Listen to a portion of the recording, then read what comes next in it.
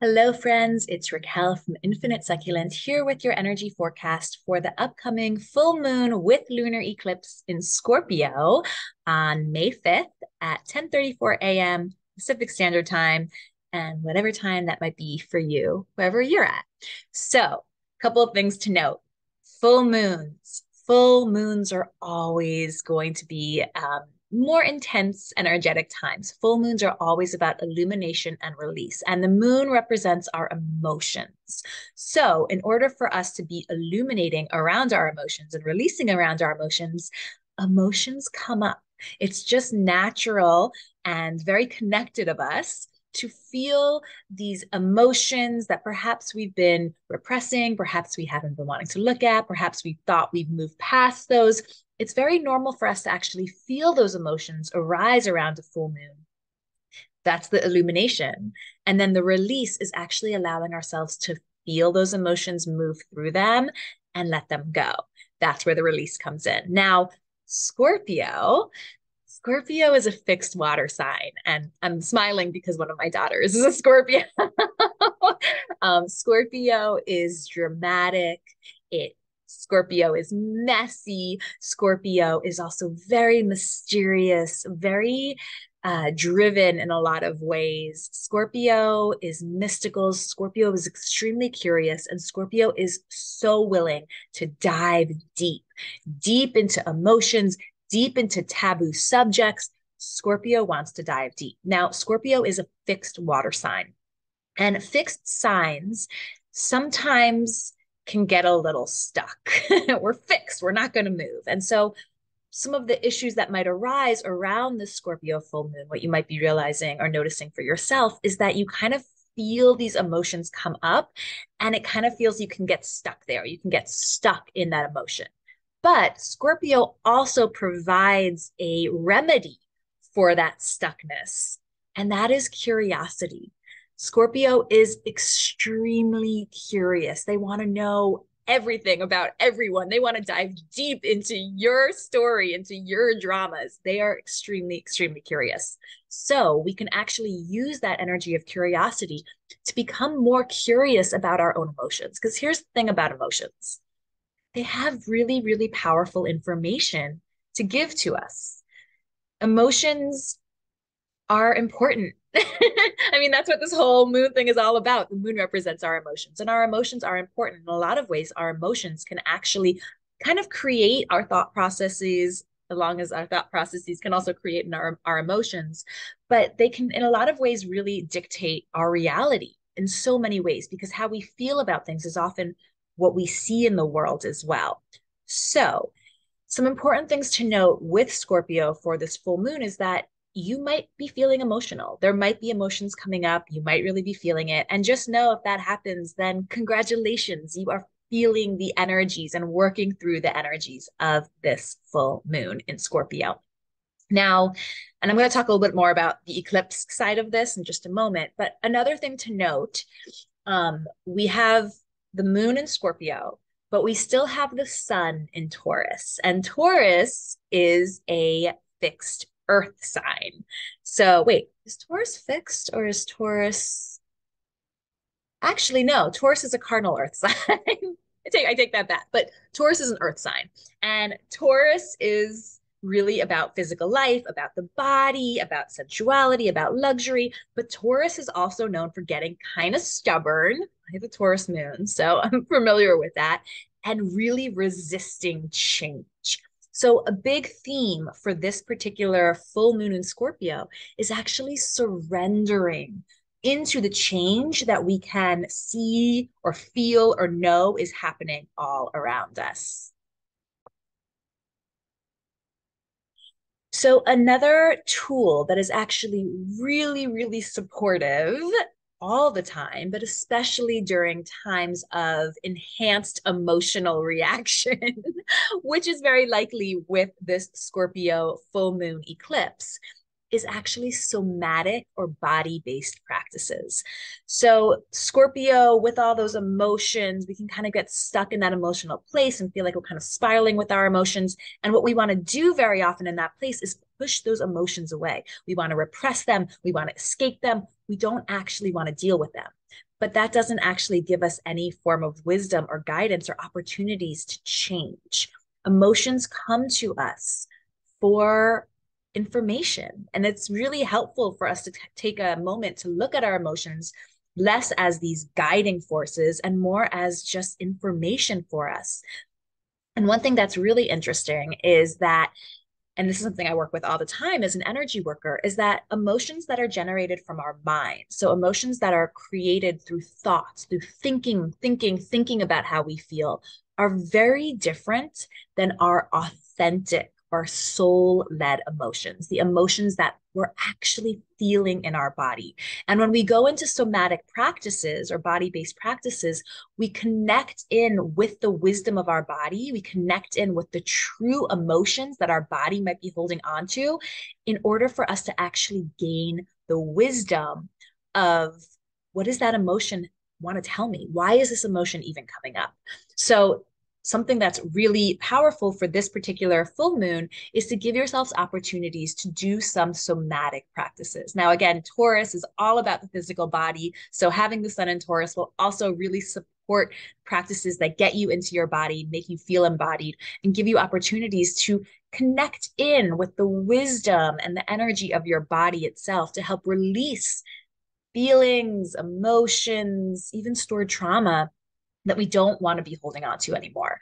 So there is a great little somatic practice that I'll share with you all at the end of this video.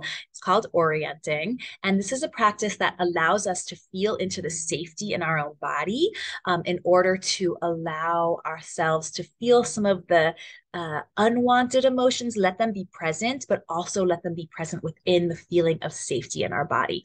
And the way we do this is through focusing on what we call glimmers versus focusing solely on our triggers.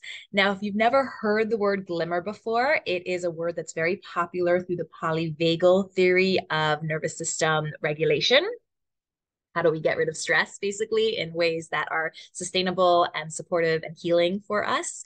That's kind of what polyvagal theory is. It's all about nervous system regulation.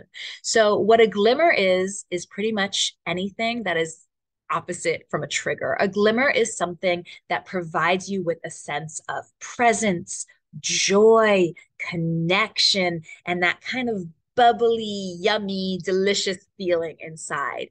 That is a glimmer. Personally, I use nature, I use plants, I use crystals, I use the beauty of nature as glimmers in my life on a daily basis. But at the end of this video, I'm going to walk you through a little somatic practice, which I call orienting, which helps you feel into what glimmers feel like in your body while still holding space for a little bit of that trigger and letting your body know it's safe for you to feel everything that you feel. So we'll do that at the end of this video. Before we do that, though, I wanted to talk a little bit more about releasing, because full moons are always about release. And when we're talking about a lunar eclipse, which is a full moon eclipse, we have like a supercharged release opportunity. But here's the thing with eclipses, and I talked about this in the last video as well, eclipses are not great times for us to do a lot of spiritual or magical work. It's not a great time to do manifestation practices. Eclipses are not great times to be doing big rituals. And in a lot of ways, eclipses are not even a really great time to do release rituals.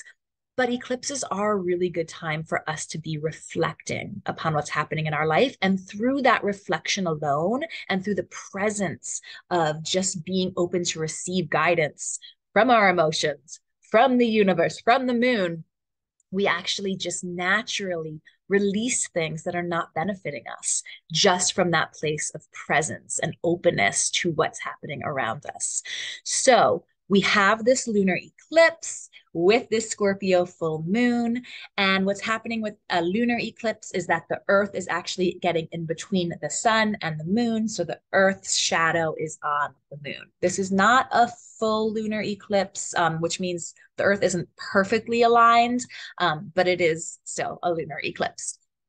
So eclipses have a lot to do with letting go of control, letting go of our idea that we can control everything that's happening and kind of just going with the flow of the universe itself. Now, this particular Scorpio full moon eclipse, I did a little intuitive read last week and I was asking for some intuitive guidance around this eclipse season and specifically around the full moon coming in Scorpio. And there were two words that I received very clearly. The first is acceptance. No, excuse me. The first was stillness. Stillness, giving yourself moments of quiet, of presence, just so that you can be open and available to hear the guidance of your own soul, the guidance of your emotions coming up, the guidance of the moon and the universe. I think it's very easy for us to fill our days with noise, whether we're listening to podcasts or music, whether we're scrolling on our screens, or whether we're just filling ourselves up with busyness, right? It's a lot harder for us to find these moments of stillness. So the first word that came through was stillness, that this is a great time to allow yourself more moments of just being, sitting outside, watching the clouds go, seeing the birds fly, letting your mind settle down so you can just be present with what's happening. The second word I received as an intuitive guidance for this full moon eclipse in Scorpio was acceptance. Acceptance. And acceptance is all about the heart chakra. And here's the thing about acceptance. Acceptance actually allows us to release our resistance.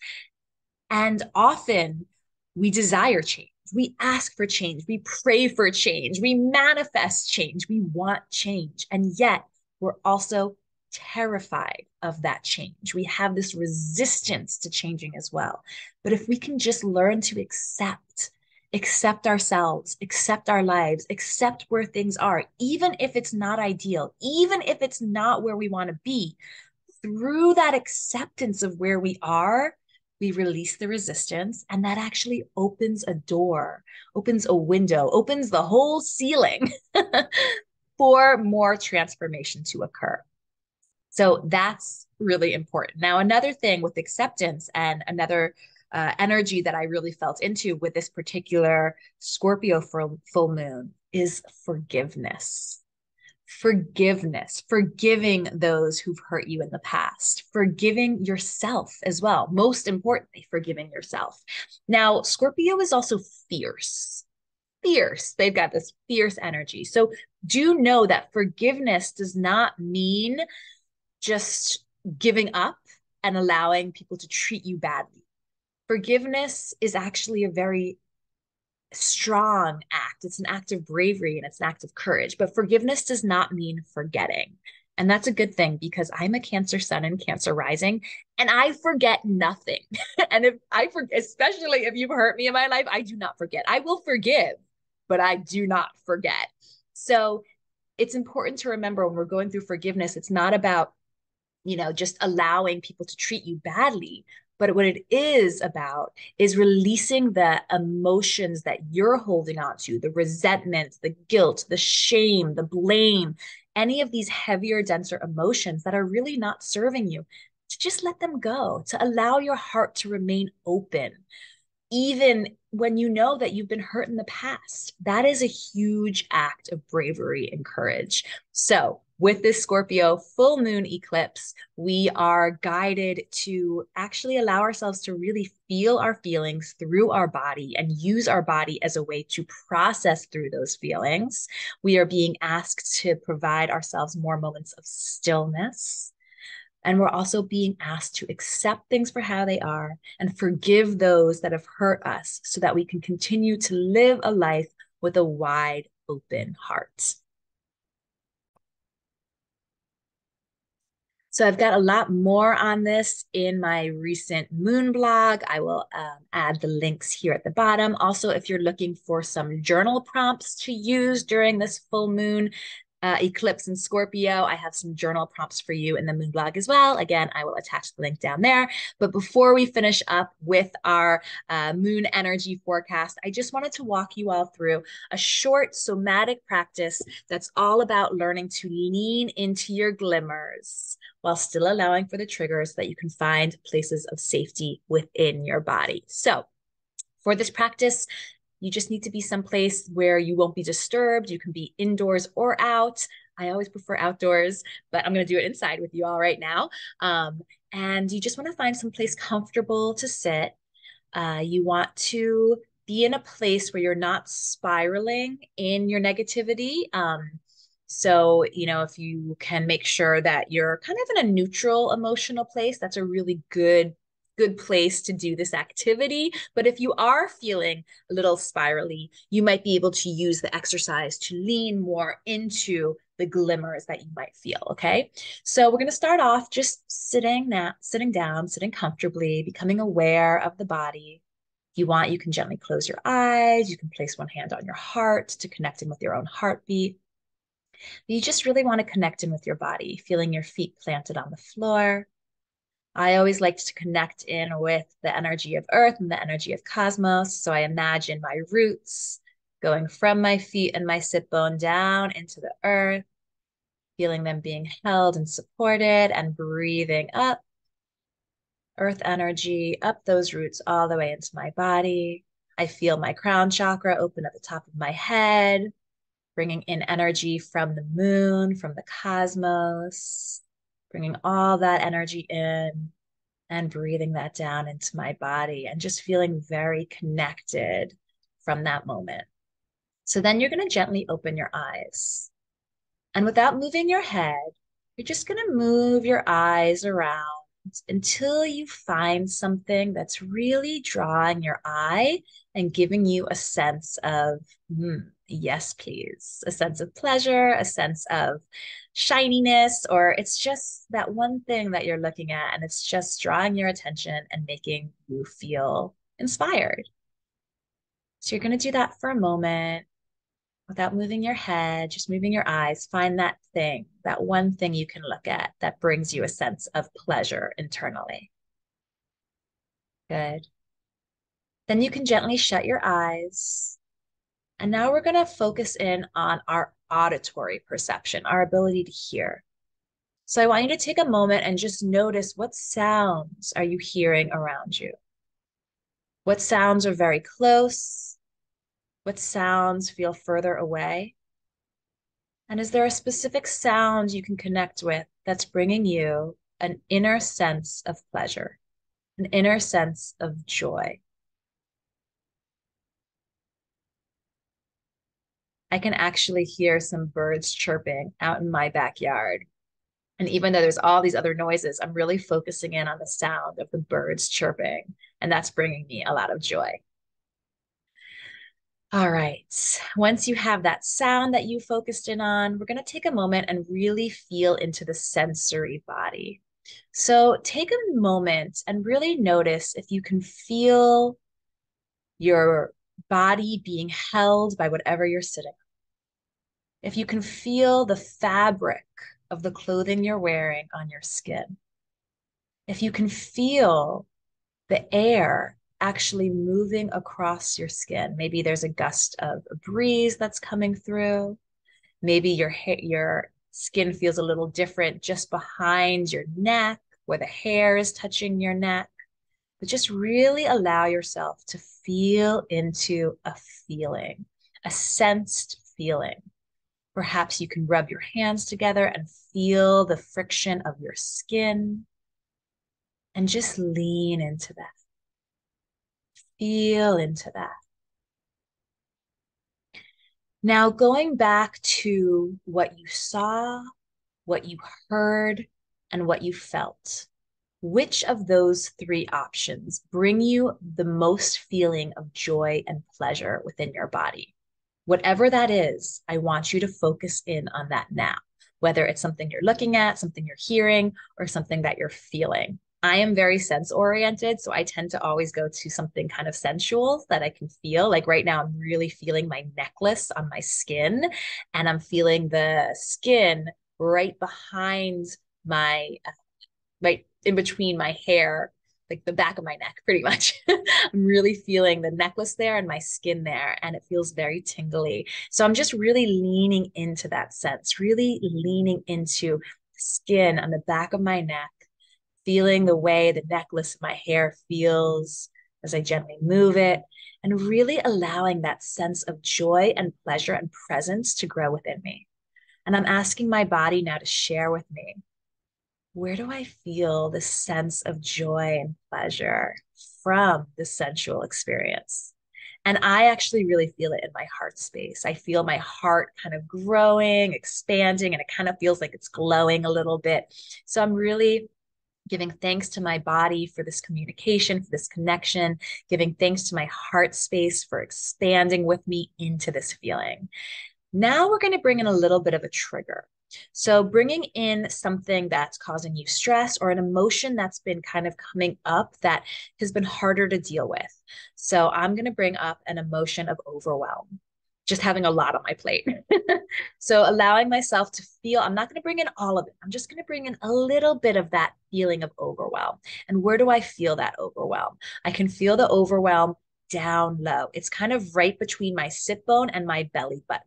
So, kind of in the sacral chakra is where I'm feeling this sense of overwhelm. I'm going to place my hands down there. I'm going to thank my body for this guidance, for this wisdom. And now, feeling that overwhelm, feeling it kind of constrict in that space, I'm going to move my hand back up to my heart. And I'm going to ask for it to expand as I feel again into my glimmer, into that thing that's bringing me joy and presence, the feeling on the back of my neck, the necklace on my skin, feeling that as I also allow the overwhelm to be present. It's okay. I can feel both. It is safe for me to feel overwhelmed, and it is safe for me to feel present and pleasurable as well. And you can stay with this for as long as you like.